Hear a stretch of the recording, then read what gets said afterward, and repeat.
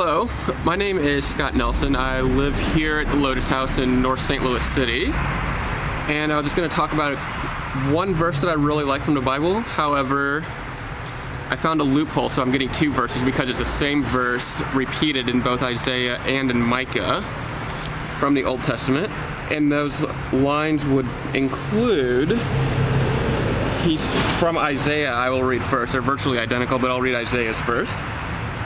He shall judge between the nations and shall arbitrate for many peoples.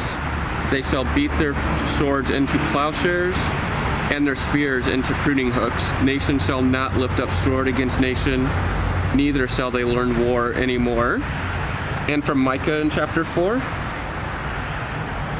he shall judge between many peoples and shall arbitrate between strong nations far away. They shall beat their swords into plowshares and their spears into pruning hooks. Nation shall not lift up sword against nation, neither shall they learn war anymore. But they shall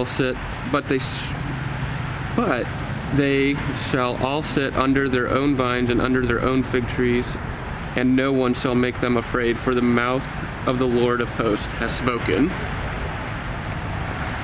So yeah, I just really like those verses. There's an idea of peace, and I think something that is very important that we as Christians are supposed to live to is to follow what Christ would say, and that part of what Christ prayed for us is to live as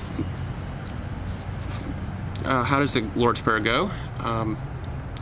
Our Father in heaven, the will be done on earth.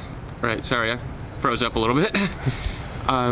As God's will is being done on earth as it is in heaven, I feel that we are being called to act out these particular verses, especially more than others, because these are a future prophecy of a time that a lot would say has not come yet. But I think for me personally, I can speak for nobody else but only myself on this, there's no excuse for why any of us should be in the military. And I know that's a strong statement, but I think as Christians, if we call ourselves a Christian, we cannot be in the military. It is not God's will. God's will is for swords to be beaten into plowshares. It is for God to judge, not for nations to judge each other through warfare. It is for us as Christians to enact that, to show another way, and by living peaceably, allowing God to judge and being content with those decisions.